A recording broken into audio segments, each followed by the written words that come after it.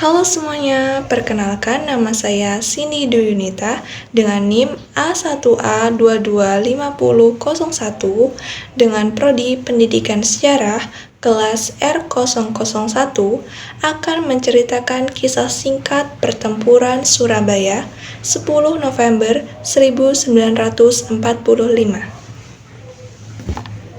Tahu nggak kalau tembakan di mobil ini memicu perang besar antara Indonesia dengan Sekutu?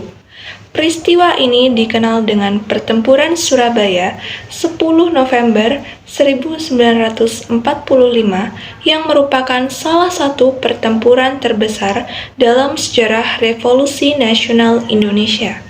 Pertempuran ini berlangsung dari 27 Oktober hingga 20 November 1945 di Surabaya setelah proklamasi kemerdekaan Indonesia. Puncaknya terjadi pada 10 November 1945 yang kini diperingati sebagai Hari Pahlawan. Gimana sih kisah singkatnya? Gini. Salah satu pemicu perang antara Indonesia dengan pasukan Sekutu adalah tewasnya perwira kerajaan Inggris, yaitu Jenderal Malabi. Malabi tewas akibat tembakan dan ledakan granat di sekitar mobil yang ditumpanginya. Posisi Malabi sebagai pemimpin pasukan di Jawa Timur kemudian digantikan oleh Mayor Jenderal Robert Mansett. Kemudian pada 9 November 1945, Robert Mansett mengeluarkan ultimatum kepada rakyat Surabaya yang isinya antara lain. Yang pertama, seluruh pemimpin Indonesia di Surabaya harus melaporkan diri. Yang kedua, seluruh senjata yang dimiliki pihak Indonesia di Surabaya harus diserahkan kepada Inggris. Yang ketiga, para pemimpin Indonesia di Surabaya harus bersedia menandatangani pernyataan menyerah tanpa syarat. Pertanyaannya, apa ultimatum tersebut dilaksanakan? Ya jelas enggak dong, karena dirasa merugikan para pemimpin perjuangan arek-arek Surabaya dan segenap rakyat enggak mengindahkan ancaman Inggris. Maka terjadilah pertempuran besar di Surabaya. Pada 10 November 1945, pertempuran ini menelan korban nyawa hingga ribuan jiwa. Surabaya pun hancur lebur.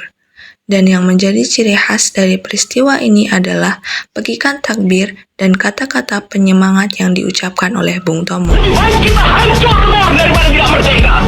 Sekarang kita tenang, merdeka atau mati. Allahu Akbar, Allahu Akbar, Allahu Akbar. Merdeka!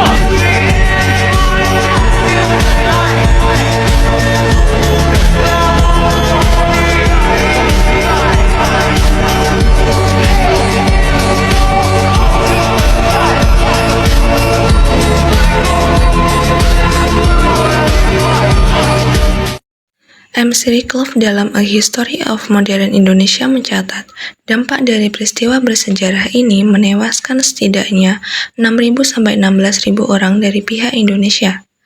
Sedangkan korban tewas dari pasukan Sekutu kira-kira berjumlah 600-2.000 orang. Pertempuran Surabaya juga telah menggerakkan rakyat di seluruh Indonesia untuk melakukan perlawanan. Setahun setelah peristiwa itu, yakni pada 10 November 1946, Presiden Soekarno menetapkan bahwa setiap tanggal 10 November diperingati sebagai Hari Pahlawan dan diperingati hingga saat ini. Pemuda-pemuda Indonesia dari barisan berani mati. Ratusan ribu pemuda Indonesia telah masuk di Sintai dan Cibabutai. Sebab sekali lagi saya katakan, kami gandrung kemerdekaan. Semboyan kami ialah merdeka atau mati. Bagi kami tidak ada tanah air sonder kemerdekaan, tidak ada kemerdekaan sonder tanah air.